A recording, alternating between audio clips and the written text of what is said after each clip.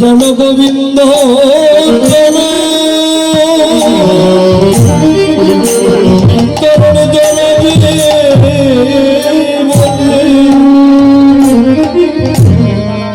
রাধার অনুরাগ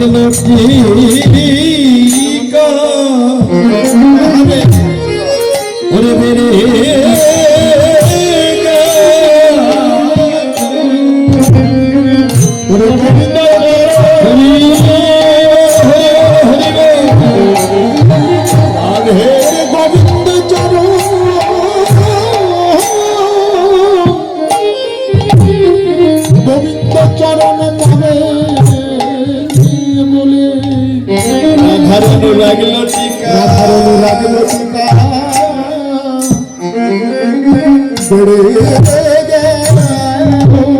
শুধু রাধারাই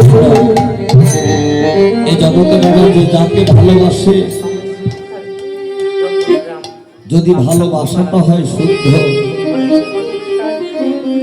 যদি প্রাণ বন্ধু যদি অনেক দূর থেকেও তার নাম ধরে সেই বাঁশি বাজায় বাবা, সে কিন্তু ঘরে রইতে পারে না, কেননা তার অনুরাগ লতিকা বেড়ে যায় একমাত্র গোবিন্দ চরণ জড়াবে।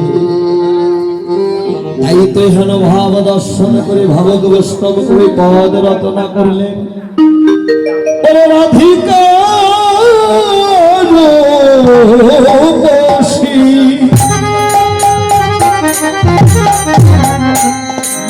তুলসী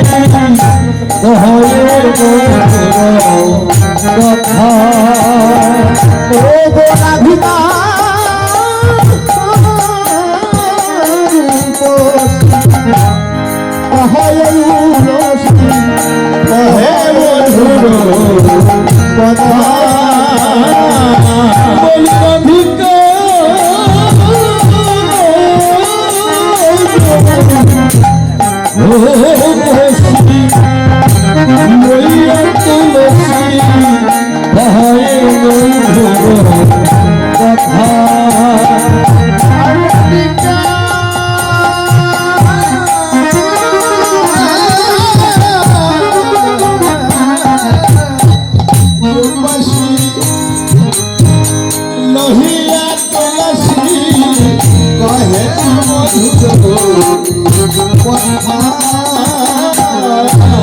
মধুর কথা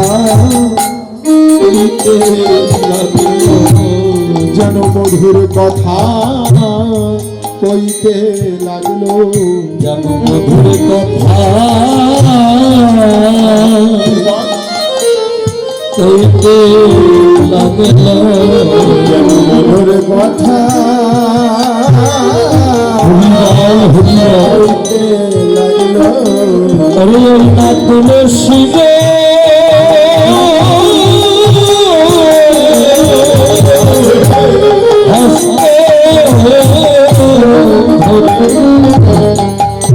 যেন মধুর কথা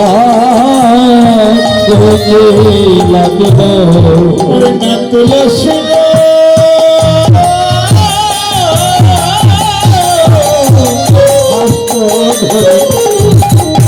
মধুর কথা কইতে লাগলো, যেন তুলসীর হস্ত ধরে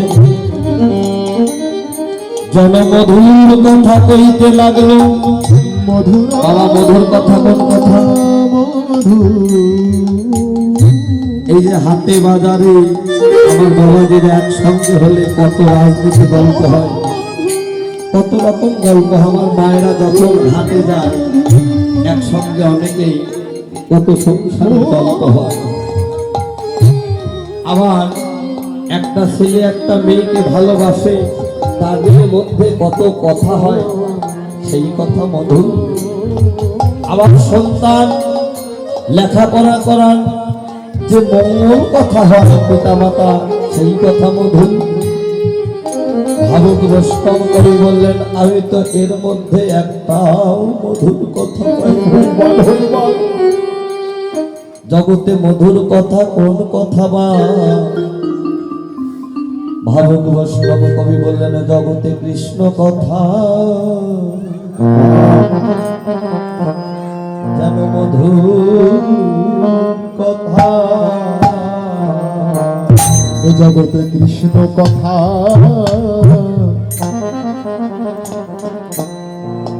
যেন মধুর কথা,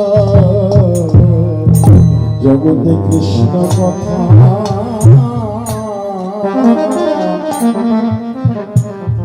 এই যে মধুর কথা, এ জগতে কৃষ্ণ কথা, ও গো মধুর কথা। ওরে যে কথা শুনলে দূরা